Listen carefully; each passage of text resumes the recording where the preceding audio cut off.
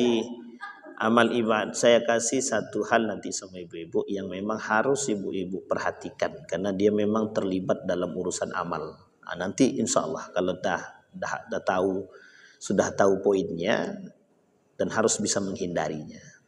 Baik ibu-ibu sekalian yang berbahagia. Jadi nanti kalau ibu-ibu mau nanya langsung angkat aja, nggak perlu tunggu pertanyaan, kebuka pertanyaan segala macam ya. Saya bacakan satu hadis dari Nabi.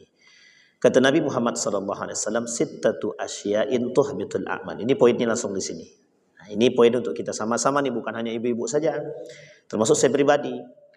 Kata Nabi, sittatu asya'in tuhbitul a'mal. Ada 6 perkara yang membuat amal ibadah ibu-ibu tak bernilai di sisi Allah. Ini kalau ibu pegang dan ibu perhatikan baik-baik. Soalnya kalau terjerumus habis kita. 6 hal yang merusak amal ibadah. Ibu tahajud, tapi tidak ada gunanya tahajud itu. Di dalam hadis yang lain kata baginda Nabi Muhammad SAW dalam hadis, man tarakas salah faqad kafara. Orang yang meninggalkan salat kafir. Kafir ya, nanti saya jelasin. Dalam hadis yang lain kata Nabi, ada 3 simpul yang tidak boleh ditinggalkan oleh umat muslim orang beriman khususnya. 1 zakat, 2 puasa, yang ketiga salat. Kata Nabi, faman taraka wahidan minhudna faqad kafara. 1 di antara 3 ini mereka tidak lakukan, kafir. Oke?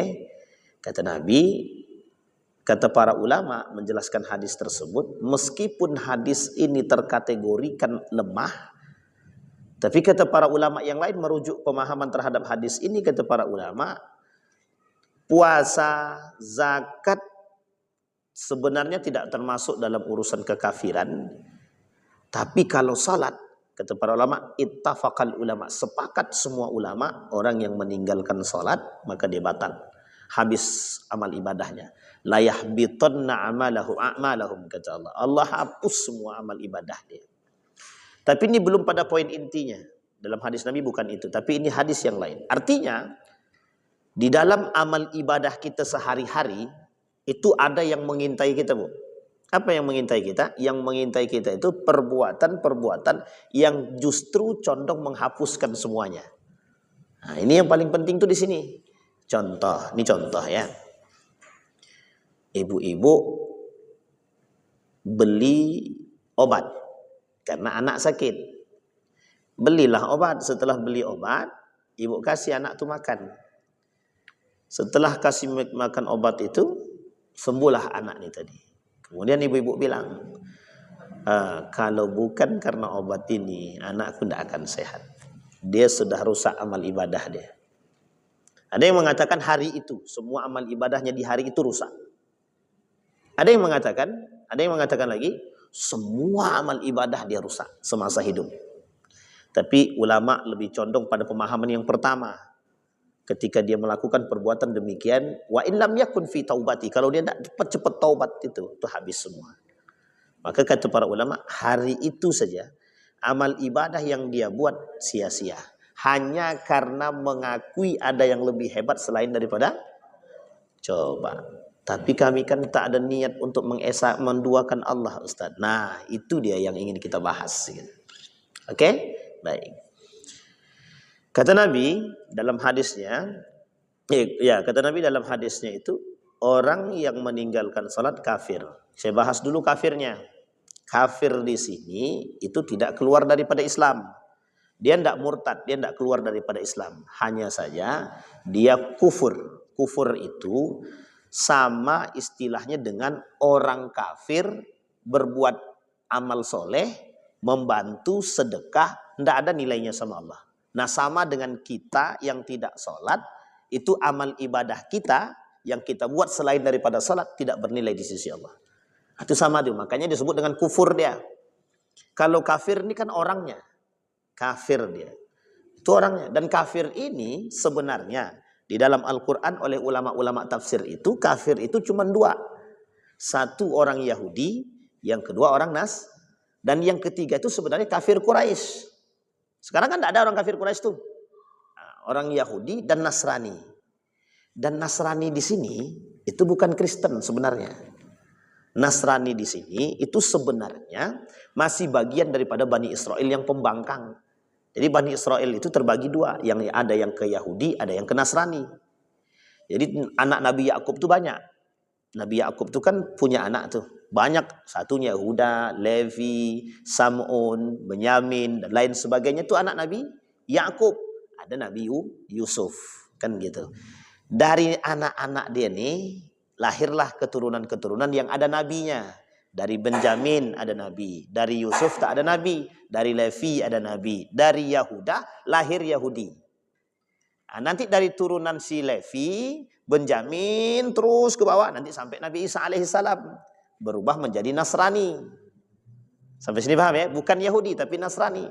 Yahudi itu cicit-cicit daripada Yahuda. Yahuda ini anak daripada Nabi Yakub alaihissalam. Sampai sini paham ibu-ibu ya? Kita singkatkan cerita ini, sejarah nih, kita singkatin, kita kerucutin. Maka disebut dalam Al-Quran orang kafir itu dua, Yahudi, Nasrani. Nah satu lagi yang disebutkan juga dalam Al-Quran itu orang kafir Quraisy yang hidup di masa baginda Nabi Muhammad Sallallahu Alaihi Wasallam. Nah musuh Nabi tiga ini, musuh Nabi itu tiga ini. Di Madinah musuh, di Mekah musuh Nabi kafir Quraisy. Di Madinah musuh Nabi dua. Yahudi satu, Nasrani satu. Kalau orang kafir Quraisy mereka berada di Mekah. Sementara yang di Madinah siapa? Ada Yahudi, ada Nasrani. Yang kelak diusir sama Nabi semua. Ketika diusir sama Nabi menjadi satu sejarah tidak boleh orang kafir tinggal di masuk ke tanah haram. Itu ada sebabnya itu Bu. Kenapa Nabi kata, kenapa orang-orang kafir itu tidak boleh masuk ke dalam tinggal di tanah haram. Itu ada sebabnya. Salah satu sebabnya adalah pertikaian dan karena mereka pengkhianat dalam perjanjian Hudaibiyah dan perjanjian lain. Nah, singkat cerita nih. Yang kedua, loh kok sekarang ada agama-agama lain Ustaz? Ada Hindu, Buddha segala macam. Itu dalam ajaran kita, orang-orang seperti ini disebut dengan musyrikun di dalam Al-Quran. India yang tidak Islam itu musyrik dia.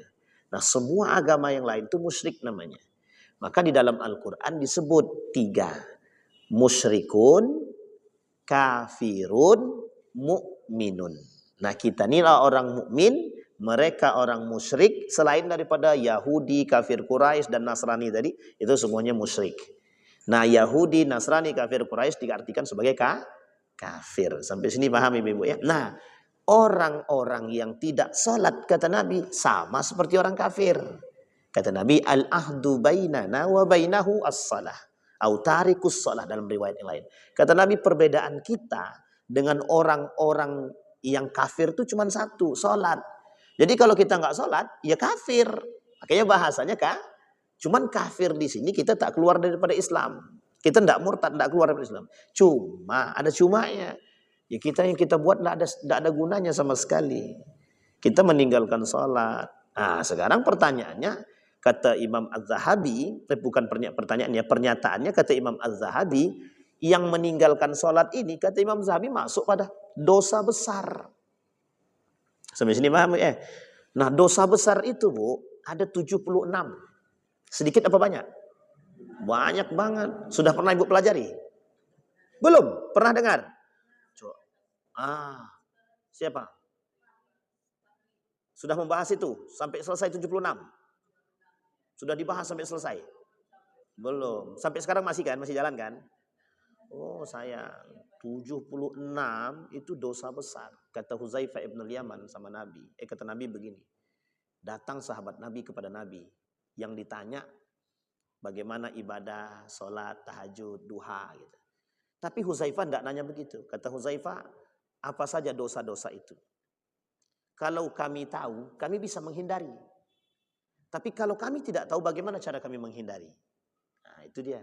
Poin ini kemudian menjadi persoalan oleh Huzaifah. Dia harus tahu apa saja dosa-dosa itu. Nah Imam Az-Zahabi merangkum sekian banyak hadis. Dikumpulkan sama Imam Az-Zahabi. Nah, setelah dirangkum oleh Imam Az-Zahabi, dituliskan oleh Imam Az-Zahabi dalam kitabnya. 76 dosa besar. Bukan kecil, besar. Nah apa konsekuensi dosa besar itu? Banyak konsekuensinya. Dan apa nerakanya? Ada neraka-neraka tertentu. Dan itu dosanya besar. Termasuk salah satunya tarikus sholat. meninggalkan sholat. Nah, meninggalkan sholat ini ibu-ibu, dalam istilah kalau kita belajar akhlaknya, maka hukum meninggalkan sholat ini kafir. Kafir tidak keluar daripada Islam, tapi dia berdosa. Masuk dalam neraka. Nerakanya Allah sebutkan. Apa nerakanya? Sakar namanya. Neraka apa namanya? Sakar. Itu janji Allah tuh buat neraka bagi orang yang tidak sholat. Sakar. Cuma ini dikaji lagi dalam urusan fikih. Neraka sakar ini kata para ulama, dikaji dalam ulama-ulama tafsir, ulama mufassirin itu, kata ulama tafsir itu kalau neraka sakar itu hanya orang yang lalai sholat, kata Ibnu Katsir. Tapi kalau dia sengaja tinggalkan sholat, nerakanya jahanam, kata dia. Coba bayangkan tuh. Nah sekarang pertanyaannya, ibu-ibu berharap enggak anak-anaknya nanti sama satu keluarga kita dikumpulkan di surga, mau nggak? Kata Allah, wa alhiqnahum bis salihin. Kami kumpulkan mereka satu keluarga yang soleh-soleh, kata dia. Yang tidak soleh tidak dikumpulkan. Oh, ini poin penting bagi kita. Jadi Bu, mohon maaf ya, kenapa sekarang ini kita nih hancur lebur begitu? Bukan kita, mereka yang hancur. Itu karena satu saja, jauh daripada salat. Saya katakan sama Ibu, wallahi umat muslim itu rusak cuma karena dua perkara saja. Satu meninggalkan Al-Quran, satu meninggalkan salat, yang kedua meninggalkan Al-Quran. Selesai. Satu karena kita meninggalkan sholat, yang kedua kita meninggalkan Al-Quran. Dua ini tidak dilakukan oleh umat manusia, orang muslim, maka bisa dipastikan kehidupan orang muslim itu tidak benar. Tapi Ustadz, meskipun dia tidak sholat, tapi kaya terus dia. Bentar lagi. Benar, bentar lagi. Ila an yatuba, sampai dia bertobat. Kata Allah sampai dia bertobat. Baru satu nih, kan gitu. Dan ini belum selesai nih, kita selesaikan. Nah sekarang ibu-ibu, sholat itu kita kaji dulu dalam persoalan dosa besar. Ya, ini termasuk salah satu di antara sekian banyak yang merusak amal ibadah kita. Tadi kan ada judul kita adalah 6 yang merusak amal ibadah. Nah, nanti kita sampaikan yang 6 hadis ini, tapi kita tambah dulu yang pertama, yang utama. Sholat ini, oke? Baik. Dalam istilah sholat, kata Nabi, kata Allah dalam Al-Quran, ma salakakum fi saqar, lam nakum minal musallin, wa lam nakun nut'imul miskin. Kenapa kalian tak sholat? Kenapa kalian masuk neraka sakor, kata Allah dalam ayat itu. Dijawab, kami tidak sholat. Kami juga tidak memberi makan orang miskin atau anak yatim. Lam nakun nut'imul miskin. Kami tidak memberi makan orang miskin. Nih, lihat nih, orang yang cuek dengan orang miskin. Nerakanya juga sakor. Apalagi orang yang mengambil haknya orang miskin. Nerakanya apa itu? Di atas sakor. Karena dia zolim. Zolim itu nerakanya jahanam itu sudah. Ini panjang cerita nih Bu, kalau ke mana-mana ya. Kita cut lagi itu yang lain-lain tuh ya. Kita poinkan lagi. Salat. Kembali lagi ke salat. Kata Allah, kata Nabi dalam hadisnya, meskipun hadisnya lemah ini, kata Nabi, ada 15 kerugian yang akan dialami orang yang meninggalkan salat. 15. Tapi tak kita sebutkan semua. Salah satu di antara 15 itu Allah cabut keberkahan rumah tangga dia itu. Jadi kalau suka kerjanya suka berantem. Jadi kalau ibu-ibu sering lihat ada rumah tangga yang suka berantem, perhatikan beberapa poin. Satu, perhatikan sholatnya. Perhatikan sholatnya. Yang kedua, perhatikan hubungan mereka. Jadi hubungan rumah tangga itu, kalau suami istrinya baik, sholatnya rajin, baca Qur'annya oke, sedekahnya baik, insya Allah jalannya baik. Tak pun dia kaya, tapi mesti ada ketenangan yang Allah berikan. Tapi sholat tidak, baca Quran apa tak lagi, itu mesti ada kerja, ada aja yang dibuat itu. Berantem lah, anaknya lah, inilah semuanya. Karena Allah cabut keberkahan dia. Tapi justru kata Allah ada 5 hal kemuliaan yang Allah berikan bagi orang yang menjaga sholat 5 waktu. Salah satu di antaranya adalah masuk surga tanpa hisab. Jadi ibu-ibu yang jaga sholat 5 waktu, itu kata Allah, kata Nabi masuk surga tanpa hisab. Meskipun hadisnya dhaif. Tapi kata para ulama sekalipun hadis ini dhaif, boleh diamalkan. Itu 5. Baik, kita kembalikan poin. Nah, dalam urusan sholat ada 4 hal. 1, orang yang sengaja meninggalkan sholat. Oke. Yang kedua, orang yang lalai dengan sholat. Yang ketiga, orang yang memang tidak mau melaksanakan sholat karena disebabkan sesuatu. Yang keempat, orang yang mengingkari kewajiban sholat. Ini ada semua nih karakternya nih. Yang pertama, orang yang tidak melaksanakan sholat. Sengaja meninggalkan sholat. Yang kedua, orang yang lalai dengan sholat.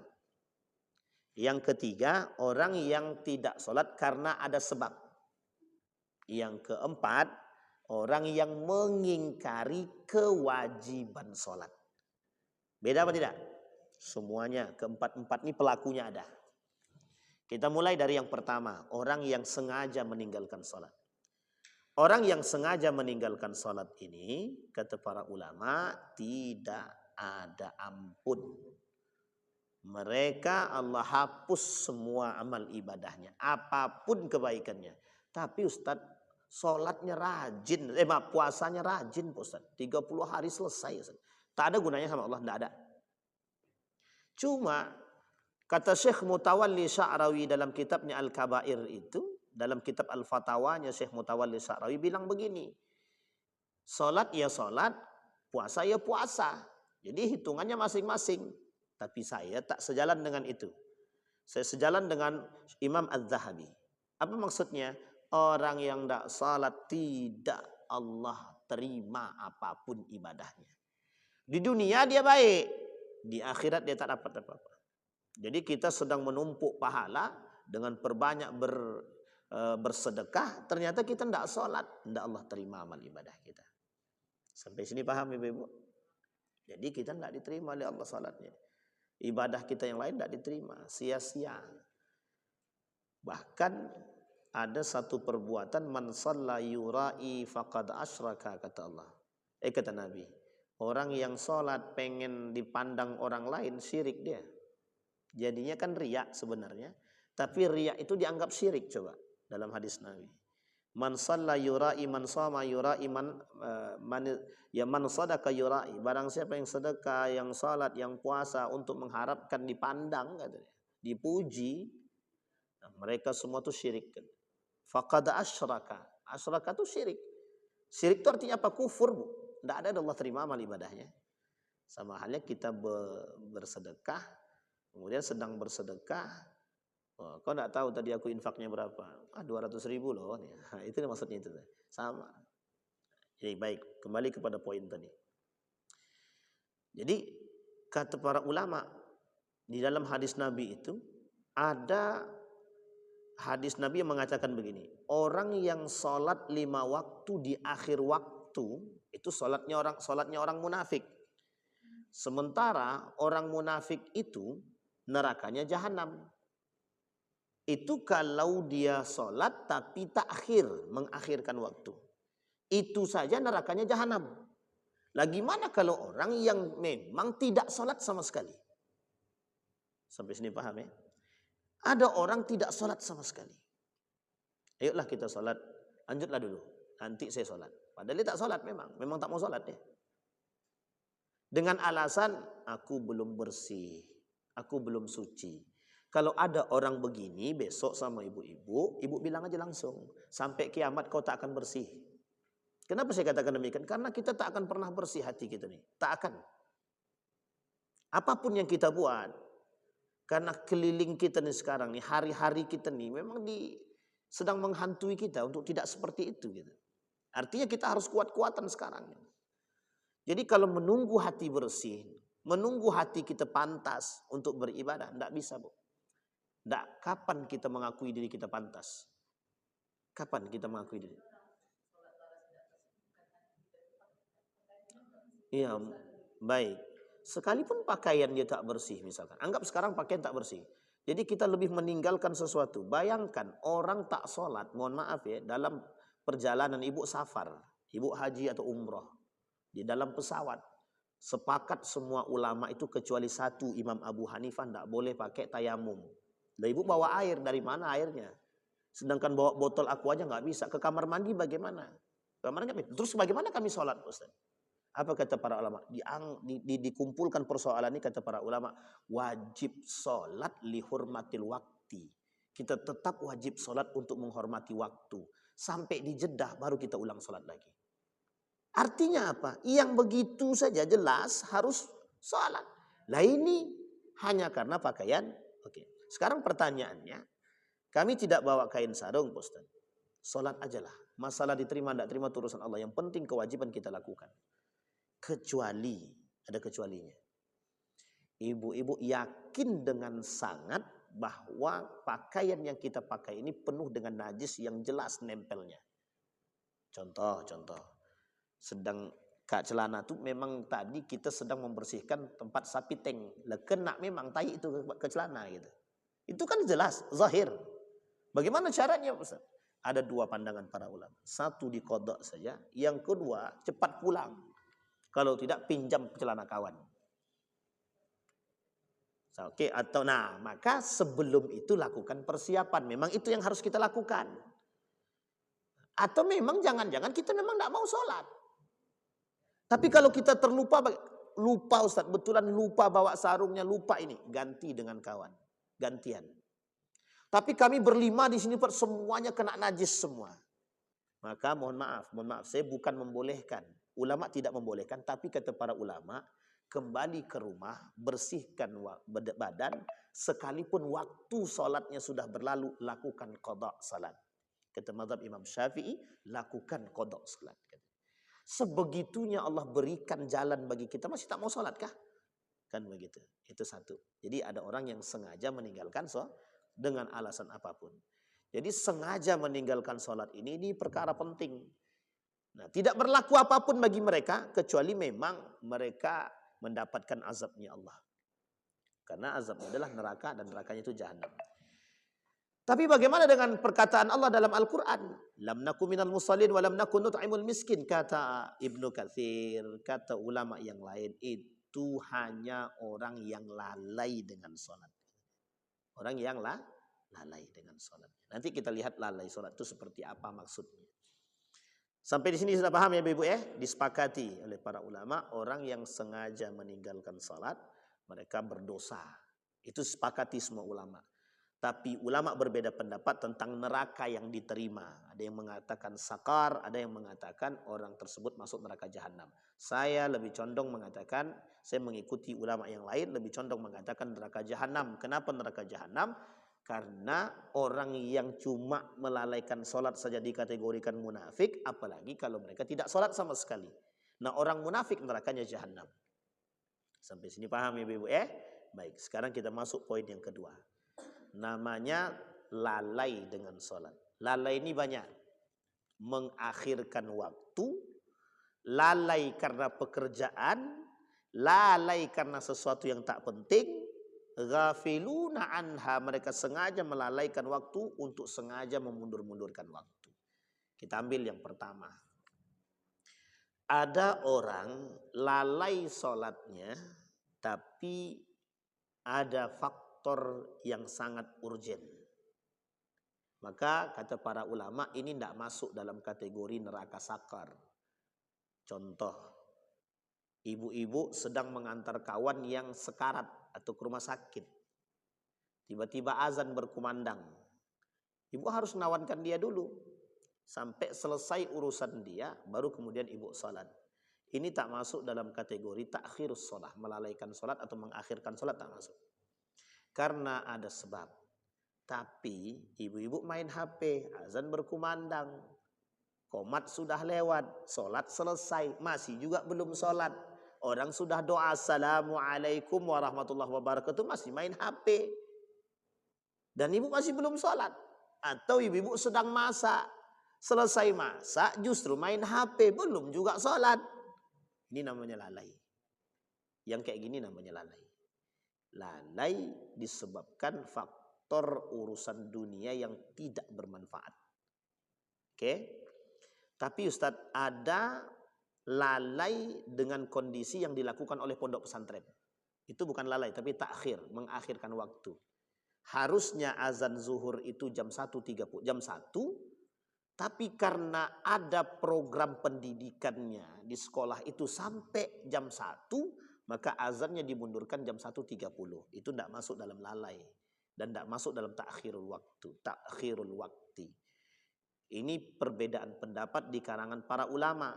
Makna tepat solat tepat waktu dan solat di waktu yang tepat. Ini berbeda. Ibu-ibu dengar azan langsung solat, itu namanya solat tepat waktu. Ibu-ibu solat azan sudah berkumandang, tapi karena ada pekerjaan yang belum selesai dan memang urgen harus diselesaikan, ibu-ibu selesaikan. Baru kemudian ibu solat, itu namanya solat di waktu yang tepat. Bukan solat tepat waktu, solat di waktu yang tepat. Tapi kalau ibu solat zuhur di waktu asar, itu namanya itu bukan lalai lagi, itu memang itu merusak namanya. Sampai sini paham ibu-ibu ya? Baik, ini yang harus, jadi kita harus bisa memilih-milih dulu ini, memilah-milah dulu. Karena kita tidak bisa menghakimi sesuatu. Kau salat kau lalai. Tapi yang bilang tuh kan nggak tahu kalau dia sedang dari mana gitu. Sedang ada hal yang urgenkah dan apakah. Contoh ibu masuk rumah sakit. Jam 12 pemeriksaan, jam 12.30 azan. Dan pemeriksaan baru selesai jam 2. Kira-kira ibu lalai enggak? Ya nggak bisa dikatakan lalai. Kenapa? Karena memang ada hal yang urgen yang kita lakukan dalam pemeriksaan dan segala macam.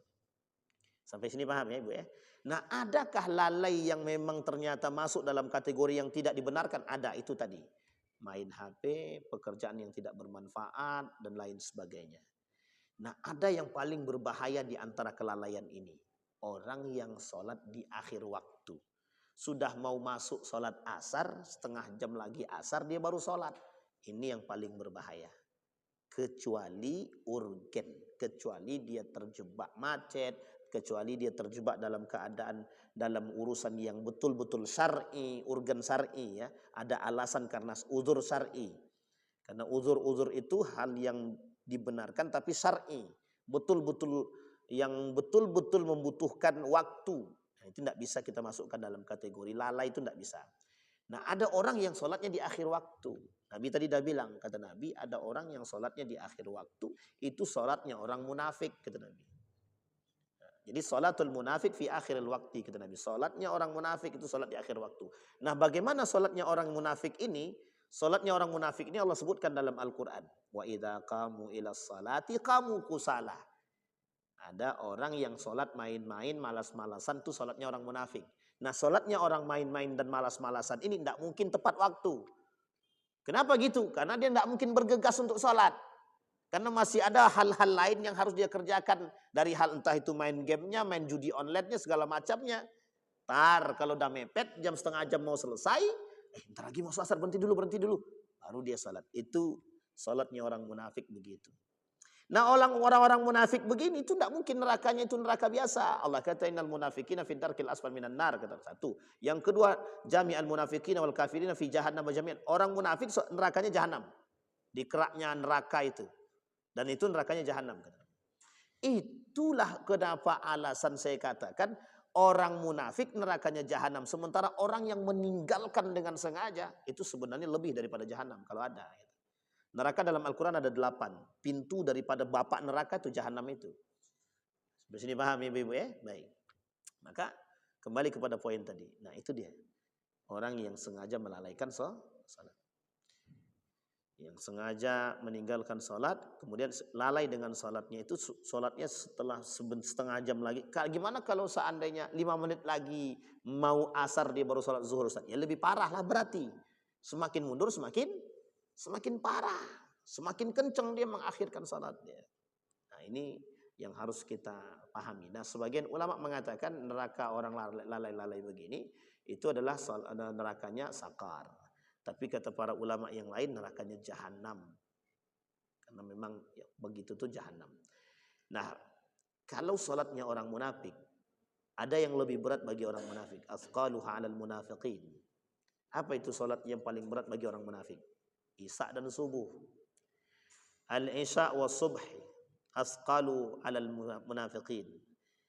Huma asqalu 'alal munafiqin. Kata Allah, kata Nabi dalam hadisnya, 2 salat yang memang berat bagi orang munafik, subuh dan isya.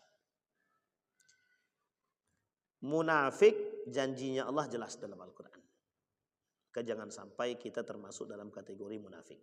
Itu yang kedua, lalai. Yang ketiga, ada orang yang meninggalkan sholat, tapi kondisi meninggalkan sholatnya ini tidak disengaja. Namanya rufi al-qalam an thalathin. Orang yang meninggalkan sholat tapi tidak sengaja, dalam arti lain adalah orang yang tidur sampai dia bangun, tertidur sampai dia bangun. Ini tidak bisa diartikan sembarangan.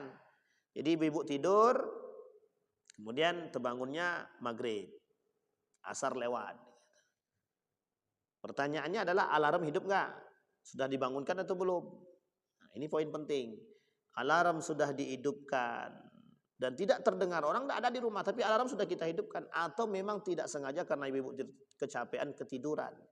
Dan memang tidak ada orang di rumah dan tidak kedengar apapun. Maka ketika dia terbangun, dia langsung sholat. Salah tapi tidak berdosa. Salah tapi tidak berdosa. Kenapa saya katakan salah tidak berdosa?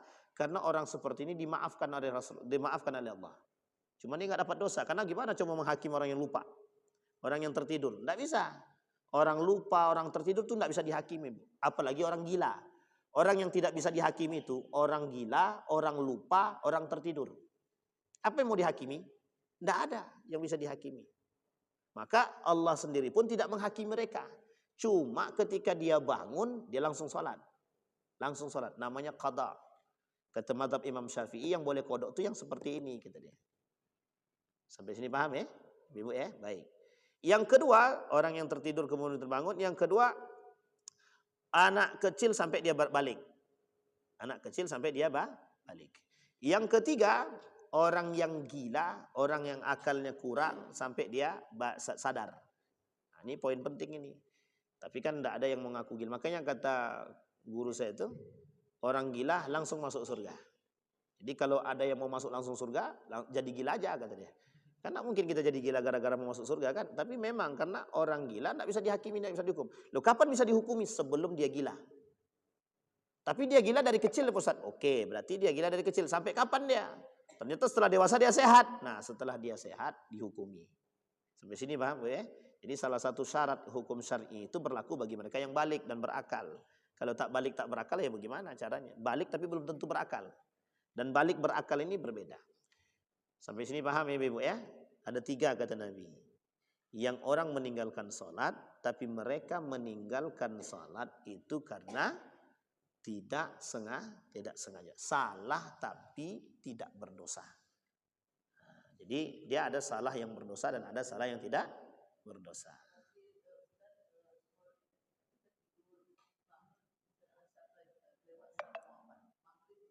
Hampir maghrib ya. Kalau sholatnya sah saja, bangun langsung sholat. Tapi jangan pula dulu bangun habis itu masak pula dulu, tunggu pula air tidak. Tidak boleh ada aktivitas yang lain. Sholat langsung. Ya maksudnya aktivitas ini ya bangun, kucek-kucek mata sesuai dengan sunnah Nabi, langsung ke kamar mandi, wudhu, bersihkan dulu muka. Tidak ada masalah. Karena kita baru terbangun dan kecuali alarm kita dengar, terbangun sebentar, habis itu kita tidur, belum lagi, bentar lagi masih terasa capek, tidur lagi, itu tidak berlaku itu. Tidak berlaku itu. Nah, ini kalau mau lihat kayak gini, silahkan Bu. Silahkan Bu. Kalau mau lihat ini berlakunya di mana, tengok di pesantren. Diinjak-injak sudah, disiram air, masih juga nggak bangun. Itu ada karakter santri yang begitu itu. Susahnya minta ampun bangunnya itu ada. Sampai sini paham ya Ibu ya. Baik, itu yang keberapa tadi? Ketiga, rufi'al qalam an thalathin. Mereka meninggalkan sholat karena ada 3 perkara yang memang itu bukan disengaja. Nah yang terakhir ada orang yang mengingkari kewajiban sholat. Nah itu ibu tahulah itu nama orangnya kan, Ade Armando itu. Katanya tidak ada dalil wajib sholat. Nah orang yang mengingkari kewajiban sholat itu bukan kafir lagi, itu sudah munafik. Iya kafir, iya dia. Tapi sama kufurnya. Dan ini lebih berbahaya. Nerakanya dah zahir itu, nerakanya jahanam itu jelas banget itu. Jelas-jelas sholat itu wajib, kata dia tak wajib. Karena nggak ada dalilnya, kata dia. Bahkan tidak ada dalil sholat 5 waktu dalam Al-Quran, kata dia. Nah, itu kalau dia bilang begitu, berarti tandanya memang dia sudah kafir. Dia kafir dalam arti kata kufur dan munafik itu. Orang-orang seperti itu munafik. Jadi berat bagi orang yang mengingkari kewajiban syariat, itu berat. Puasa, zakat, salat, haji, segala macam itu kan syariat. Dan jangan sampai ada di antara kita yang mengingkarinya. Karena orang yang mengingkari kewajiban syariat itu, maka mereka terjerumus dalam kekafiran. Mereka bisa dikategorikan munafik yang hakiki, munafik yang sebenar-benarnya munafik. Apa maksudnya sebenar-benarnya munafik? Begini, ibu pernah berbohong apa tidak? Pernah nggak ibu? Siapa di antara ibu yang nggak pernah dari kecil sampai sekarang nggak pernah bohong, angkat tangan? Itu mesti bersih itu. Pernah bohong bu? Sekarang saya tanya, karakter orang munafik itu apa? Idza haddatsa kadzaba, kalau dia berdusta, kalau dia berbicara dusta. Pernah kan kita berbohong kan? Berarti kan kita semua munafik kan? Cuman munafiknya kecil. Tapi ada yang lebih besar munafiknya tadi, mendustakan yang tadi. Yang tadi saya bilang yang terakhir tadi. Salat tak wajib, zakat tak wajib, puasa tak wajib kata dia. Sama halnya ketika ibu-ibu mengingkari sunnahnya daripada poligami, pasang pakai cadar, itu kan sunnahnya Nabi. Nah kalau kita bilang itu bukan sunnah, itu hanya adat istiadat, itu berarti tandanya orang-orang seperti itu sedang terjerumus dalam dosa besar. Sampai sini paham ibu-ibu ya? Baik. Yang keempat. Nah sekarang dari pembahasan tadi tersampaikan oleh kita semua bahwa satu di antara sekian banyak perbuatan yang bisa menghapus amal ibadah kita, ada dua hal ibadah yang sangat bermasalah, dua hal perbuatan yang sangat menjerumuskan kita dalam neraka jahanam tersebut. Satu, sholat. Yang kedua, syirik. Syirik ini ada dua, besar dan kecil. Kapan waktu kita bahas saja. Kalau kita ketemu lagi kita bahas. Syirik besar dan kecil. Pokoknya syirik dah, besar kecil. Kalau besar itu baik nyembah berhala dan lain sebagainya. Yang kecil itu riya, sum'ah, takabur. Pokoknya riyaknya, sum'ahnya. Sum'ah itu selalu ingin didengar tapi tidak mau dengarkan orang lain. Takaburnya, sombongnya, mutakabirun kan gitu. Kemudian ujub. Ini ujub, riyak, ini beda-beda tipis saja. Dan selalu ingin diri dia yang dipandang segala macam. Itu sama dengan ujub, riyak. Nah orang seperti ini terjerumus dalam perbuatan syirik kecil. Makanya dikatakan oleh Nabi dalam hadisnya, man shalla yura'i faqad asyraka. Mereka yang sholat pengen dipandang oleh manusia maka mereka syirik. Orang yang melakukan syirik besar dan kecil sama Pak, Bu, sama kondisinya amal ibadah mereka Allah Ta'ala. Amal mereka Allah Ta'ala. Kalau syirik kecil sampai dia bertobat kepada Allah dan sampai menghilangkan riyaknya. Yang syirik besar mereka tidak Allah terima dari dulu sampai sekarang. Sejak kapan dia mulai ibadah? 80 tahun. Dia mulai ibadah umur 20 tahun misalkan. Dari umur 20 sampai umur 60 atau umur 70, dia kemudian di umur 71, dia datang ke dukun dan percaya kepada dukun. Mulai dari umur 71 ke belakang sampai 20 tadi, ke bawah tadi, Allah hapus semua. Sampai sini bisa pahami? Itu kalau syiriknya besar. Silakan Bu.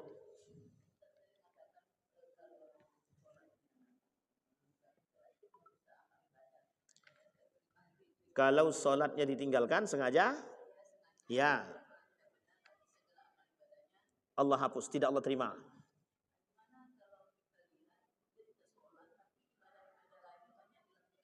Ya, benar.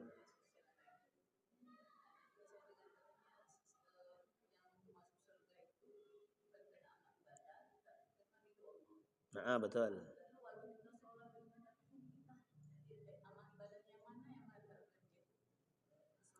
Maka perbanyaklah ibadah begitu ya. Baik. Benar-benar. Bahkan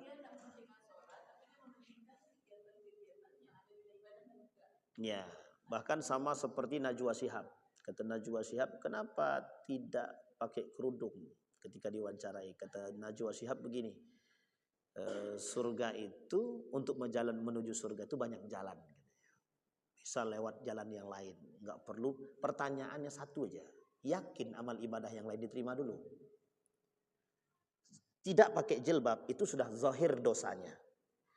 Tapi ibadah yang lain kan kita belum tahu diterima apa tidaknya. Kita ambil contoh, ibu-ibu berjilbab, yakin pakai jilbab ibu-ibu ini diterima oleh Allah ibadahnya? Ibu-ibu rajin sholat 5 waktu. Pertanyaannya, ibu yakin sholat 5 waktu ibu itu diterima? Yakin tidak ada yang batal, yakin tidak ada yang tidak membuat tidak sah. Itu satu.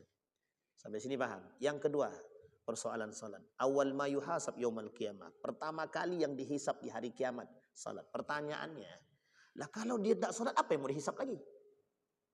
Oh, tunggu ibadah yang lain. Baik, kita lihat ibadah yang lain. Pertanyaannya ibadahnya apa? Ada ibadahnya sedekah, ada puasa. Pertanyaannya, dia yakin ibadah yang dia lakukan ini Allah terima? Tak sengaja mungkin ketika dia bersedekah, apa dalam hati dia bilang, wah inilah sedekah terbaikku. Secara tidak langsung sudah kena riya. Atau dia sudah mengatakan diri dia paling baik. Tak sengaja dia tengok, si fulan. Meskipun dalam hati, si fulan cuma sedekah 5.000, aku 100.000. Dalam hati dia. Meskipun dalam hati. Pertanyaannya, apakah kita yakin dengan amal ibadah kita ini tidak ada seretan sedikit pun daripada perbuatan yang diterima atau tidaknya? Ini yang paling penting. Karena kalau kita tidak yakin, pertanyaannya, apakah, kalau pertanyaannya begini, apakah ibadah-ibadah yang lain bisa mengantarkan kita ke surga atau mengantarkan kita lebih baik? Mungkin bisa. Karena hidayah itu datang dari Allah. Bisa jadi hidayah datang dari sedekah. Tapi kalau dia tidak salat, dia akan menghapus semua amal ibadahnya. Iya, menghapus semua amal ibadahnya, kata Nabi. Orang kafir, perbedaan kita dengan orang kafir cuma satu, salat. Sekarang pertanyaannya, kalau hadis Nabi mengatakan, apakah orang yang melakukan sedekah sementara dia tidak salat Allah terima amal ibadah? Secara hukum hadis tadi tidak Allah terima. Tapi secara kemanusiaannya, Allah terima tidak? Allah terima. Pertanyaannya, Allah bisa ridho nggak dengan hal tersebut? Bisa saja Allah ridho. Kalau Allah ridho dengan sedekahnya dia tadi, maka Allah akan berikan hidayah agar dia bisa salat. Nah, pertanyaannya, sudah 10 kali dia sedekah, tapi dia tetap tidak salat. Pertanyaannya kita kembalikan, apakah Allah ridho dengan itu? Itu yang kemudian menjadi pertanyaan kita. Nah, maka para ulama ketika ditanya pertanyaan yang sama tadi, kata para ulama, ada yang mengatakan sedekah itu dihisap sendiri, salat dihisap sendiri. Berarti kalau salat dihisap sendiri, dia tidak kufur. Nah, saya meyakini itu. Kalau salat dia tinggalkan tapi hisapnya sendiri, sementara tidak bisa mengcover, sementara yang lain hisapnya sendiri, berarti ada berartinya dia tidak kufur. Tapi kata para ulama, kufurnya ketika tidak salat aja, Pak Ustaz. Ya memang ada yang mengatakan demikian. Tapi saya beranggapan dan berpahamkan sama seperti Imam Az-Zahabi. Kenapa salat yang pertama yang dihisab? Satu. Yang kedua, perbedaan kita dengan orang kafir ya salat. Sekarang saya tanya ibu-ibu, berarti orang kafir yang tidak salat itu masuk surga juga? Diridhai oleh Allah juga? Orang kafir yang tidak salat. Makanya banyak orang kafir baik-baik. Tapi apakah orang kafir yang baik-baik itu masuk surga? Enggak. Orang kafir yang baik-baik itu tidak masuk surga loh. Jangan pahami ibu, jangan ragu. Ini iman, ini akidah. Orang kafir baik, orang Cina baik banget deh. Selalu memberi ibu makanan. Kalau ibu belanja dikasih diskon. Sementara belanja di tempat orang muslim, boro-boro diskon, malah harganya lebih mahal. Sekarang saya tanya ibu lebih mending mana? Salat lebih mending belanja di tempat kafir atau di tempat muslim? Yakin muslim? Nah, kalau ada yang begitu berarti tandanya imannya kokoh tuh. Saya lebih baik belanja di tempat muslim, Ustaz. Kenapa? Meskipun itu mahal, tapi aku anggap bersedekah untuk diri dia. Satu. Yang kedua, pertanyaan saya. Ini akidah kita. Pegang baik-baik. Sebaik-baiknya kafir mati masuk neraka. Seburuk-buruknya muslim kalau tidak mati dalam keadaan kafir mati masuk surga.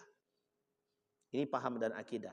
Seburuk-buruknya muslim mati dia, tidak mati dalam keadaan kafir, mati masuk surga.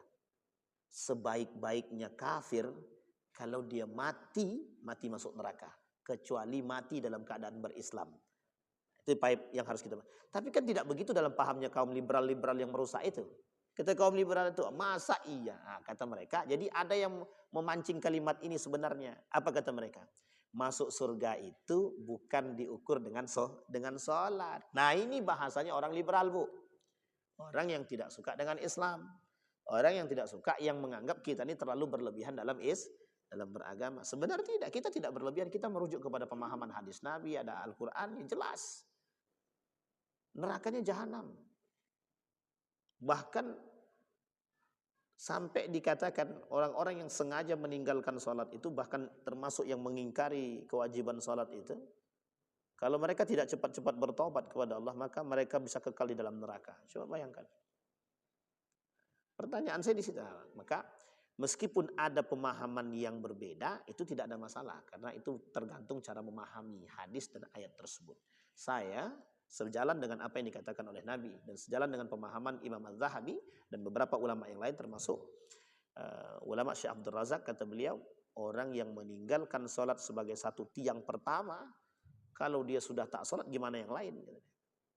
Nah, karena ketika seorang sahabat datang kepada Nabi, ada seorang sahabat sholat dia, setelah sholat dia mabuk dia setelah sholat tuh mabuk. Kemudian datang kepada Nabi, ya Rasulullah, itu si Fulan ibn Fulan sholat, tapi setelah sholat dia mabuk lagi, itu gimana itu? Kata Nabi, ntar sholatnya bakal merubah perilakunya. 2 bulan kemudian datang lagi sahabat tadi, ya Rasulullah, aku sudah tidak pernah melihat Fulan ibn Fulan itu mabuk lagi. Apa kata Rasulullah? Sudah kukatakan kepadamu bahwa sholat merubah segalanya. Nah sekarang bagaimana? Apakah bisa sedekah, apakah bisa puasa mengantarkan mereka untuk membuat mereka lebih rajin sholat? Tapi kalau sholat membuat orang bisa sedekah, iya. Sholat bisa membuat orang sedekah.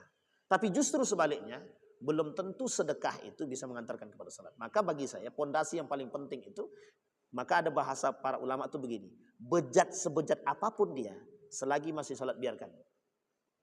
Tapi maksudnya biarkan di sini, biarkan dia tetap sholat, tapi tetap selalu untuk dinasihati kan gitu. Tapi bukan berarti, nak tidak apa-apa nak kau bejat-bejat lah, yang penting kau sholat. Nak bisa begitu. Itu bukan itu maksudnya gitu. Maksudnya adalah sekalipun dia dalam keadaan berandal, bejat dia, tapi tetap selalu ingatkan kepada dia sholat. Nah, saya punya kawan begitu dia, pokoknya ahli minum khamar lah, ahli judi juga lah kan gitu, pemain perempuan, judi, khamar lah, tapi dia tetap sholat bu. Kadang mulutnya itu tahu kita baunya bau apa itu kita tercium gitu. Tapi bisa ibu bayangkan sekarang dia ahli apa? Punya pondok pesantren tahfizul Quran dan dia pimpinannya.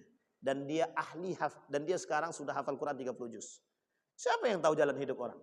Tidak ada yang tahu. Nah, kalau istilah masuk surga karena rahmatnya Allah, betul. Masuk surga itu ridhonya Allah. Tapi pertanyaannya, kalau kita tidak ibadah, apakah Allah memberikan rahmat kepada kita? Misal, ada orang yang tidak sholat. Ini cerita nyata di Saudi Arabia. Tidak sholat dia. Tidak pernah sholat. Mabuk. Tapi suatu ketika seorang ulama dari Damaskus mimpi. Kata ulama dalam Damaskus tadi, aku bermimpi bertemu Rasulullah 3 kali. Si Fulan bin Fulan itu ahli surga. Dicari tahu sama ulama nih. Pergi dia dari Damaskus pergi ke Mekah. Kata ulama Mekah, kenapa ente mau ketemu sama orang yang dalam mimpi itu? Nggak tahu ini pesan, seolah-olah pesan dari Rasulullah gitu. Pergi dia, ketemu dia dengan seorang pemuda yang berandal itu, yang mabuk itu. Memang tidak salat dia, tapi Allah kata dia dapatkan. Apakah dia ini, kata Nabi dalam hadisnya itu, kata Nabi dalam mimpinya itu bahwa si Fulan bin Fulan ini ahli surga. Nanya ulama nih sama pemuda tadi, kok bisa Nabi bilang ente ini ahli surga, sementara ente ini pemabuk, pejudi, ente nggak sholat, tapi ente dibilang ahli surga. Sekarang saya tanya, itu urusan kita apa urusan Allah? Urusan Allah. Tapi apakah kita mau melakukan khamar dulu, zinah dulu? Tapi lihat apa yang dilakukan oleh pemuda tersebut. Ternyata ada satu ibadah yang dilakukan sama dia. Dia cuma membagi 2 gaji dia. Tetangga dia itu anak yatim, janda, yang terus dikasih sama dia setiap bulan setelah dia gajian. Bagi 2. Setengah untuk dia dan anak, setengah lagi untuk tetangga janda tadi dengan anaknya. Coba bayangkan. Tapi pertanyaannya adalah itu hidayah. Hidayah itu yang harus kita kejar. Nah, hidayah ini kata Allah dalam Al-Quran itu, innaka lan tahdi man ahbabta walakin Allah yahdi man yasha. Yang namanya hidayah itu urusan Allah, betul urusan Allah. Tapi pertanyaannya, apakah hidayah tidak bisa kita jemput? Bisa. Tapi keputusan tetap di tangan Allah. Sampai sini paham ya, Bebe? Baik. Nah, ini penting untuk kita pahami. Sehingga ada Gimana, Bu? Cara menempuh hidayah ada dua. Hidayah itu ada yang langsung datang dari Allah, ada yang harus kita jemput. Yang kita jemput bagaimana? Ya kita lakukan ibadah terus-menerus. Nah, ini yang tidak bisa kita terima dengan akal. Ada yang harus kita jemput, Bu. Kita lakukan perbuatan baik terus-menerus. Ada seorang wanita. Bentar, Bu. Nih ya, bentar ya. Kita jawab nih hidayah dulu ya. Ada seorang biarawati. Biarawati hafal Al-Quran 30 juz. Biarawati tapi hafal Quran 30 juz. Hafal sirah Nabawi. Hafal hadis Nabi. Cuma dia bukan muslim. Jadi profesor guru saya itu naik pesawat bareng sama dia. Ketika sedang dalam pesawat itu mereka diskusi, duduknya bareng, sedang diskusi.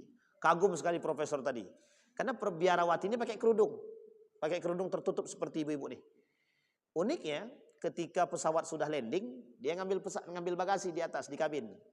Keluar di sini ya tanda begini. Nah, menangis profesor tadi. Profesor itu nangis. Kata perempuan tadi, kalau kita ditakdirkan ketemu, saya akan ceritakan. Ketemu ternyata di satu hotel. Ketemu di bawah diceritain sama perempuan tadi. Innaka lan tahdi man ahbabta walakin Allah yahdi man yasha. Urusan hidayah itu bukan urusan kita, urusan Allah. Dia pula yang menceramahkan profesor tadi. Coba bayangkan. Tapi nggak tahu cerita setelahnya, Bu, ya, apakah dia sudah masuk Islam atau belum. Tapi itu perlu dijemput. Seorang Nadal Ghassam mempelajari tentang astronomi. Masuk Islam karena ayat astronomi. Tapi dia mempelajari Al-Quran. Itu yang sifatnya dikejar. Tapi ada orang masuk Islam tanpa harus mengejar. Saya punya cerita, tiba-tiba perempuan ini sama suaminya itu melihat akhlak seorang muslim yang lain. Apa kata dia? Besoknya dia syahadat dia. Kami bersahadat. Kenapa? Itu perilaku yang sesungguhnya dari seorang muslim. Nah, coba bayangkan. Jadi ini nggak bisa dinalar dengan akal. Nah, hanya saja yang harus kita tekankan, sekalipun kita memahami bahwa amal ibadah yang lain itu bernilai di sisi Allah. Sekalipun kita memahami bahwa segala amal ibadah itu bernilai di sisi Allah tergantung keputusan Allah, maka sholat tetap menjadi tonggak utama dari setiap ibadah apapun. Makanya lebih baik mana? Tidak sholat tapi puasa, atau sholat tapi tidak puasa. Lebih baik mana? Sholat tapi tidak puasa, atau puasa tapi tidak sholat. Itu yang kurang sehat itu pertanyaannya. Harusnya ya sholat ya puasa, atau dia puasa juga. Tapi kata Nabi dalam hadis yang lain, ini kata Nabi, khamsun yubtilna asyam. Ada 5 hal yang membatalkan puasa seseorang, tak bernilai di sisi Allah. Satu di antara 5 tersebut, kalau dia tidak sholat. Nah, coba bayangkan, berarti dia tak sholat. Kalau dia puasa dia tak sholat, kira-kira Allah terima nggak sholatnya itu, puasa itu? Nggak, Allah terima, itu hadisnya begitu. Baik, silahkan Nek. Ada apa? Seorang ibu.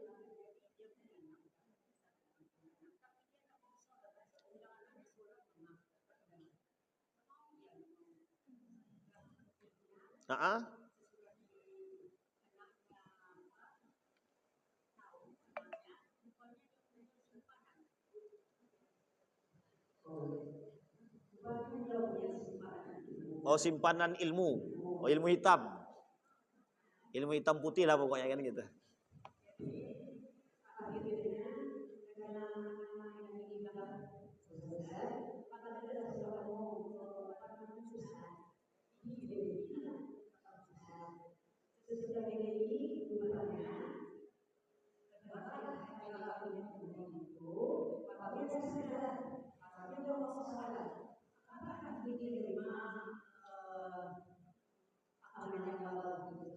Baik. Ini jawabannya berat. Pertanyaannya ringan, jawabannya berat nih. Baik. Ibu-ibu, ada orang bermain dengan setan. Ada orang bermain dengan jin. Itu jelas itu. Itu sekarang ini banyak nih, mohon maaf ya tersinggung ibu-ibu. Memang kadang kalau tak disinggung susah juga kan. Memang harus disinggung memang. Banyak sekali orang-orang yang duduk di atas itu pengen pakai setan tuh banyak. banget. Dia ada yang setan tuh turun langsung, ada yang melalui perantara gitu. Perantara tuh pakai dukun segala macam ya. Pokoknya apapun lah yang bermain dengan setan. Itu dosa besar, syirik. Itu habis itu syirik. Ingat ini saya kasih penjelasan dulu. Ibu, dosa syirik itu dosa yang tidak diampuni oleh Allah. Sepakat ya? Dosa yang tidak diampuni oleh Allah adalah dosa syirik. Makanya syirik itu nomor 1 dosa besar pertama itu syirik. Dari 76 itu nomor 1-nya syirik. Tapi ada tapinya. Sebelum dia mati, bertaubat dia sama Allah, Allah terima taubatnya, Allah masukkan surga. Sampai sini paham nih ya? Sekarang kita tarik itu ke garisnya kepada nenek tadi. Kata Allah dalam Al-Quran begini. Man yuhajir fi sabilillah yajid fil ardi muragaman katsira wa sa'ah. Wa may yakhruj min baitihi muhajiran ila Allah faqad waqa'a ajruhu 'ala Allah. Tsumma yudrikul maut faqad waqa'a ajruhu 'ala Allah. Kata Allah dalam hadisnya, ada orang keluar dari rumah, dia berhijrah dia. Di tengah jalan meninggal dia. Dia sudah niat hijrah untuk menuju tempat yang lebih baik, tapi di tengah jalan dia meninggal. Kira-kira bagaimana? Kata Nabi, faqad dakhalal jannah. Dia niat baiknya, niat taubatnya, niat hijrahnya Allah terima. Faqad waqa'a ajruhu 'ala Allah. Sudah sampai niat dia kepada Allah dan Allah terima. Dalam hadis Nabi justru dikatakan faqad dakhalal jannah, dia masuk surga kata Nabi. Sekarang kita tarik dengan masalah nenek tadi. Ada orang main setan. Dari dulu sampai kapan tas umur 60 terserah lah pokoknya. Dia main setan. Sekarang pertanyaannya, apa yang terpenting dari setiap dosa itu? Satu saja, taubat. Dan kita yakin taubat kita diterima oleh Allah. Dan ada syaratnya, ada. Apa syarat itu? Kita betul-betul husnul taubah, betul-betul taubat dengan baik. Nah, orang bermain dengan setan ini itu tingkat dosanya syirik. Dan syirik itu dosa yang tidak diampuni. Tapi dibukakan oleh Allah jalan jika dia bertobat. Sampai sini Bang. Dan orang sudah bertobat, orang yang bertobat semua dosanya dan diterima oleh Allah taubatnya, semua dosanya Allah ampuni. Maka ibu-ibu memahami begini, orang yang punya dosa, bertaubat dia kepada Allah, yakinlah bahwa Allah akan menerima taubatnya seseorang. Tapi ada syaratnya, husnul taubah, sebaik-baiknya taubat. Tapi Ustaz besok dia maksiat balik, besok dia main jin lagi. Berarti kalau dia taubat lagi dan husnul taubah lagi, Allah terima taubat dia. Sampai sini ya. Jadi jangan khawatir dengan persoalan dosa. Ibu-ibu wajib takut dan khawatir dengan dosa itu wajib. Tapi jangan pernah lupa bahwa Allah punya jalan kemuliaan bagi mereka pelaku dosa. Apa itu? Ada taubat yang selalu Allah buka untuk mereka. Ulaika alladzina yatubuna ila Allah. Kenapa? Nah, Masya Allah, itu lebih baik. Kalau dihidupkan lebih lama, dia bakal balik lagi itu kata Allah. Maka yakinlah bahwa, nah sekarang tinggal kita lihat aja. Dari dia bertaubat itu, sampai dia meninggal tadi, apakah sholat 5 waktunya terjaga, ibadahnya terjaga, puasanya terjaga, kemudian sedekahnya terjaga, apakah dia dengan suaminya baik, apakah dengan anak-anaknya bagaimana. Kalau terjaga sholatnya, terjaga puasanya, terjaga sedekahnya, insya Allah kita berhusnuzon kepada Allah, Allah terima taubatnya. Dia salah satu tanda diterima taubat itu begini Bu. Salah satu terima taubat itu diterima. Setelah dia taubat, selama itu dia berjalan dan melakukan perbuatan yang baik dan istiqamah dalam kebaikan setidaknya 40 hari. Itu selama 40 hari itu taubatnya diterima oleh Allah. Entah setelah 40 hari. Tapi yakinlah bahwa orang-orang yang sudah bertaubat dan setelah taubat dia istiqamah dalam kebaikan, itu salah satu tanda yang zahir bahwa Allah menerima taubatnya. Tapi ingat, ini yang penting diingat juga Pak Ibu-ibu nih. Kalau kita yakin taubat kita terima, naik tingkat. Kalau udah naik tingkat, iblis tidak akan diam. Jadi setan itu pun punya tingkatan gitu. Jadi ibu-ibu yang rajin sholat, setan juga harus ganti-gantian itu. Tadi ya setannya kroco. Setelah ibu-ibu sholat 5 waktu rajin, naik tingkat setannya. Setelah rajin sedekah puasa, naik tingkat lagi. Sampai pada tingkat terakhir, iblis lagi yang turun tangan. Nggak bisa nih kata dia, harus iblis yang turun tangan. Makanya mohon maaf, yang korupsi 900 triliun itu udah iblis banget itu mungkin. Maksudnya yang menghasut gitu, yang segala macem lah pokoknya. Sampai sini paham ya? Nah, sebelum kita tutup, ada 6 hal yang harus kita perhatikan yang bisa merusak amal ibadah selain daripada dua tadi. Selain dari sholat, selain daripada syirik. Yang pertama, orang yang sibuk dengan aib orang lain. Nah, ini dia kata Nabi dalam hadisnya, sittatu asya'in tuhbitul a'mal, 6 perkara yang merusak amal ibadah orang lain. Satu di antara 6 tadi, orang yang sibuk al-istighalu bi'uyubil khalqi, orang yang sibuk dengan uyub, dengan aib orang lain. Ini sekarang nih zamannya nih Bu, ini sekarang zaman. Ibu-ibu jangan sampai terjerumus dalam hal tersebut, enggak usah ikut-ikutan. Enggak usah ikut-ikutan. Kenapa? Sekarang nih zamannya, zaman mencari aib orang. Sekarang ibu-ibu lihat, setiap orang di antara yang lain itu akan saling mencari kekurangan orang lain. Tujuannya apa? Apakah untuk membanggakan diri? Apakah untuk bertafakur kepada Allah?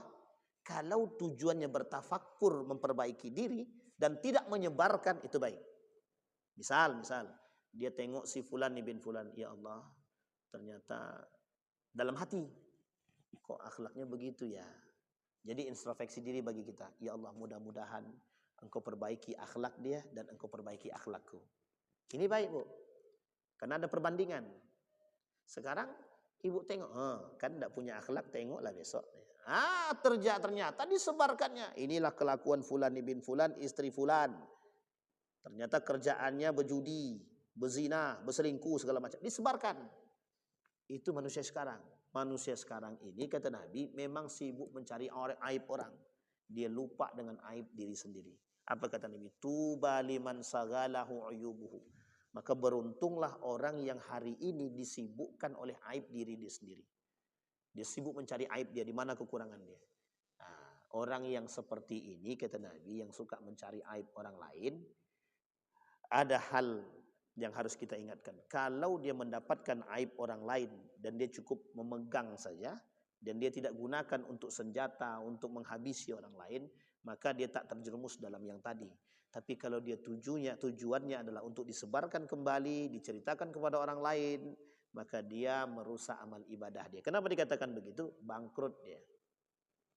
Apakah kalian ingin melihat orang-orang yang memakan daging saudaranya? Itulah tadi. Yang gibah tadi, yang suka mencari aib orang lain. Sampai sini paham ibu-ibu ya? Baik, jadi berhentilah mencari aib-aib orang lain itu. Tidak perlu kita menampakkan aib orang lain. Orang yang memang punya aib, kalau dia tidak bertahan dengan agama dan imannya, Allah yang akan menunjukkan aib dia langsung. Tengoklah, ada masanya? Ada Bu, tenang aja. Semua itu sudah jadi urusan Allah. Jadi ibu tinggal berdoa kepada Allah. Ibu disakiti oleh orang, tidak perlu ibu cari aib orang lain untuk kembali ibu sakiti, tidak perlu. Berdoa kepada Allah. Apa kata seorang panglima mengatakan begini, sa'uhajimuhu ya Rab, sa'uhajimuhu fi lailatin. Nanti dalam tahajudku aku akan tembak dia ya Allah. Dia berdoa kepada Allah. Besoknya panglima yang menyakiti dia diturunkan oleh kerajaan. Coba bayangkan. Tajam. Maka jangan bermain dengan orang-orang yang ahli tahajud. Ngeri itu Bu. Cuman sekarang nih Ustaz kok begini keadaannya. Kami udah tahajud. Tenang. Ada masanya Allah akan pergulingkan kejayaan itu bagi kita. Cukup kita diuji dengan satu hal yang harus kita lakukan. Bersabar dalam ketaatan dan bersabar dalam perjuangan. Itu yang kita belum ada. Kita hari ini bersabar dalam ketaatan. Tapi kita belum bersabar dalam perjuangan. Yang pertama. Oke ya? Itu yang pertama. Jangan sibuk-sibuk cari aib orang. Apalagi harus... Ini faktor besar kita sekarang. Pengaruh paling besar yang merusak kita sekarang. Apa itu Bu? HP, sosial media. Sampai jam berapa Bu? Selesai? Hah? Sudah? Alhamdulillah gelap. Oh belum? Baik. Silakan Bu. Boleh. Tunggu dulu Bu. Yang ini dulu. Kita kasih satu. Ibu dulu. Nah, itu demi. Tahu sampai kimik tak apa? Tak ini pecah suaranya. Baik. Baru tadi kita bahas ya di khutbah Jumat. Ada orang yang kufur nikmat. Nanti kita sambung ya. Jadi Nabi bilang begini. Dalam hadis Nabi begini kata Nabi. Ada 6 penyakit yang terjangkit pada umat manusia hari ini. Itu penyakit orang dulu. Jadi ada penyakit yang dialami oleh umat manusia sekarang. Dulu dialami umat-umat sebelum datangnya Islam. Apa penyakitnya? Penyakitnya itu ada 6. Al-ashar wal batar. 1, kufur akan nikmatnya Allah. Yang kedua, berlebihan dalam nikmatnya Allah. Sekarang kita ambil kufur nikmat. Ini contoh kufur nikmat. Kufur nikmat yang sederhana. Yang bisa merusak syahadat dan iman dan Islam. Tapi tak sampai jauh sana lah ya. Cuman air putih aja nih. Tak enak lah air putih nih. Tak apa rasanya pun. Ini kufur nikmat namanya. Yang kayak gini nih kufur. Coba lihat. Kenapa Allah menggandeng kalimat syakara dengan kafara? Ini yang harus kita lihat. Kata Allah, la in syakartum la azidannakum wa la in kafartum inna azabi lasyadid. Digandeng kan kalimatnya. Engkau syukur, aku tambah. Engkau kufur. Kalimatnya kufur. Sekarang pertanyaannya kufur itu yang seperti apa? 1. Ibu dapat gaji, suami dapat gaji 2,5 juta dikasihkan ke ibu. Cuman segini bang gaji abang. Apa aja kau jual bang selama nih? Ini contoh perempuan yang sama sekali tak punya rasa syukur dalam hati dia. Yang kedua, makanan orang-orang yang suka mencela makanan. Apapun itu. Maka Bu, ajarkan anak bersyukur apapun makanan yang diberikan. Sekalipun cuman tempe dan tahu. Nah, makan ini, tengok orang lain masih banyak yang belum bisa makan. Untuk menumbuhkan rasa syukur. Kalau Allah cabut nih, tak Allah kasih, kita tak bisa makan. Ini salah satu cara biar kita bisa mengajarkan syukur kepada anak. Bu, yang suka mencaci makanan, meskipun sepele nampaknya, itu bagian daripada kufur nikmat. Yang ketiga, tabzir. Ibu kalau mau lihat karakter tabzir yang sudah terbiasa, yang biasa kita lihat, tengok dalam setiap acara.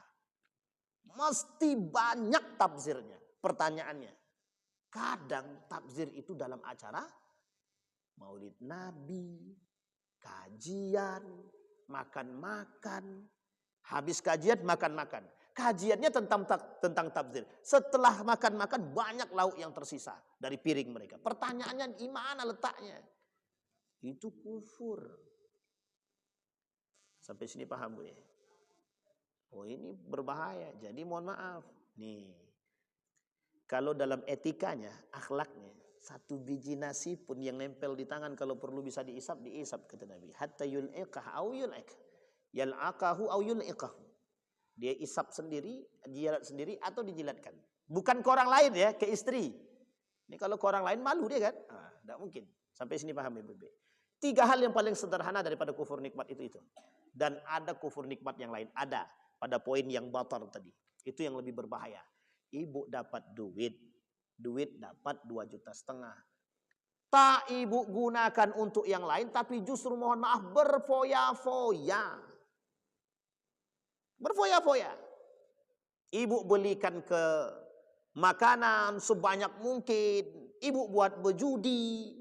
Ibu buat main minum khamar. Ibu belikan pulsa tapi gunanya hanya untuk scroll aib orang lain.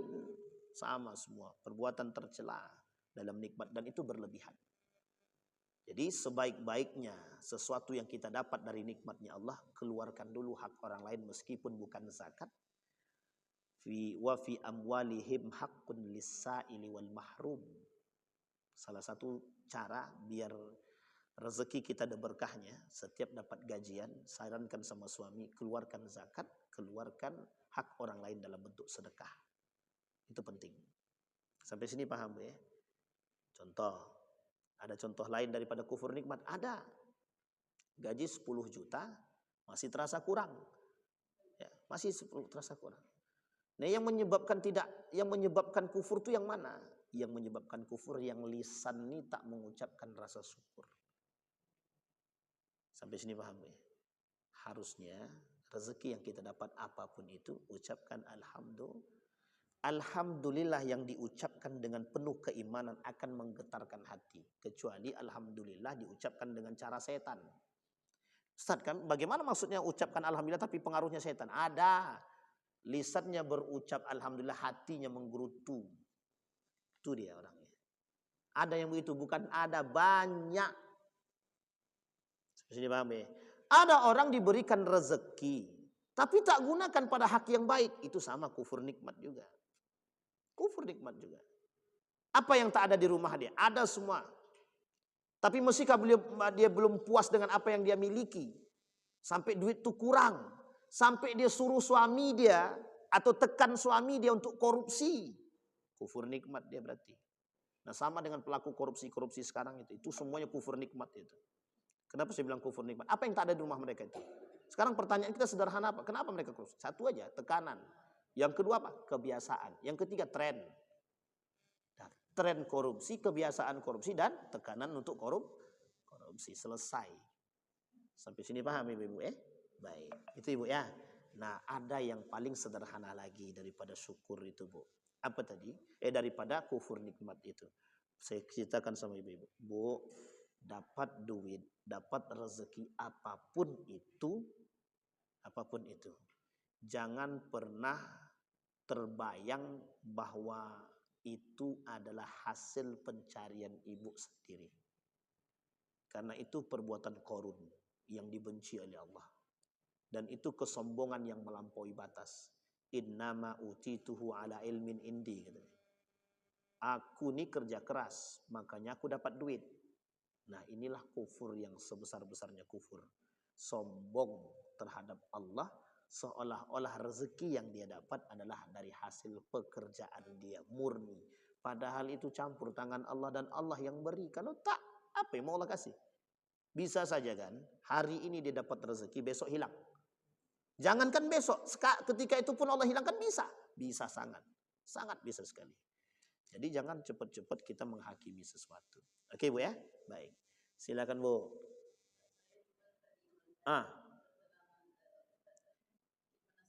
Waduh.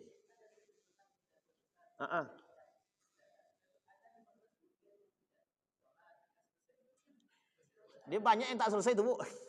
Saya cuma ngambil satu-satu aja. Iya benar. Tidak akan habis. 15 itu tidak akan habis. Apalagi yang 76 dosa besar itu. 76 dosa besar nggak akan habis. Apalagi dia banyak dia. Ini saya kasih clue-nya saja. Saya kasih clue. Ada 30 tanda orang munafik. Ada 76 dosa besar. Ada 15 ancaman Allah bagi orang meninggalkan sholat. Ada 5 kemuliaan yang bagi orang yang menjalankan sholat 5 waktu. Ada 10 yang membatalkan keimanan, ada 10 yang membatalkan keislaman. Ada 20 yang membatalkan syahadat. Itu kalau disampaikan semua, tidak selesai itu. Entah sampai kapan pun selesai pun kita nggak tahu. Ini saja yang 6 tadi baru kita sampaikan 1. Yang 6 tadi baru kita sampaikan 1. Satunya tadi apa namanya?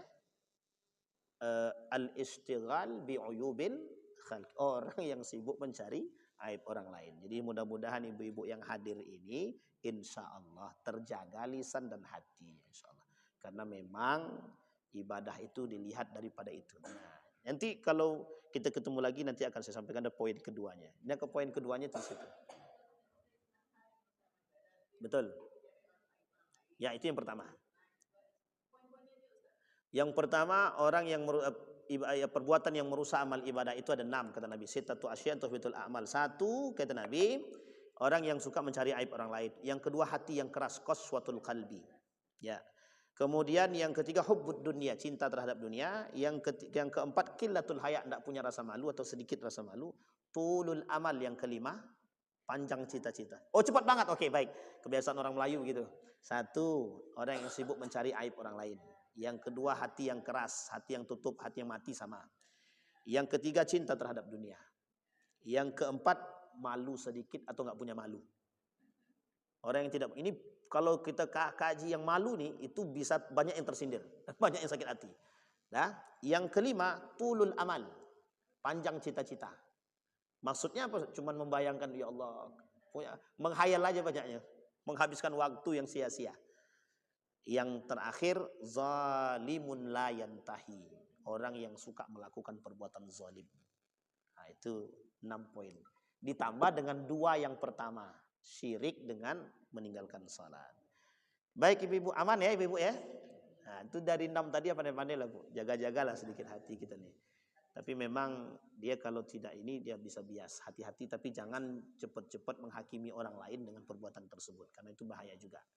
Oke, saya kira itu saja ibu-ibu. Aman ya ini ya, cukup ya. Insyaallah mudah-mudahan apa yang kita sampaikan Allah berkahi, Allah ridai dan membuat kita semakin bisa hati-hati. Hidup ini berjalan seperti berjalan di atas bara api pelan-pelan atau berjalan di atas paku. Yang cepat jalannya tertusuk, maka itu ibarat orang yang beriman dan berakidah dan bertauhid lah. Salah sedikit kita terjerumus. Jadi syirik ini memang selalu menghantui kita. Mudah-mudahan istiqomah insyaallah. A'udzubillahi minasyaitonirrajim. Bismillahirrahmanirrahim. Hamdas syakirin, hamdan naimin, hamdan yuwafi ni'amahu wa yukafi'u mazidah. Ya Rabbana lakal hamdu kama yanbaghi li jalali wajhikal karim wa 'azimi sultanik. Allahumma salli ala Muhammad wa ala ali Muhammad. Allahumma faqqihna fid din wa 'allimna ta'wil. Allahumma ighfir lana dhunubana wa dhunuba walidina warhamhuma kama rabbayana shighara. اللهم اغفر لنا ذنوبنا وكفر عنا سيئاتنا وتوفنا مع الأبرار اللهم انصر من نصر الدين واخذل من خذل المسلمين اللهم اجعل القرآن العظيم ربيع قلوبنا ونور صدورنا وجلاء أحزاننا وذهاب همومنا وغمومنا اللهم انصر من نصر الدين واخذل من خذل المسلمين اللهم انصر إخواننا المجاهدين في فلسطين وفي غزة وفي كل مكان اللهم اجعلنا من السعداء المقبولين ولا تجعلنا من الأشقياء المردودين ربنا آتنا في الدنيا حسنة وفي الآخرة حسنة وقنا عذاب النار والحمد لله رب العالمين السلام عليكم ورحمة الله وبركاته.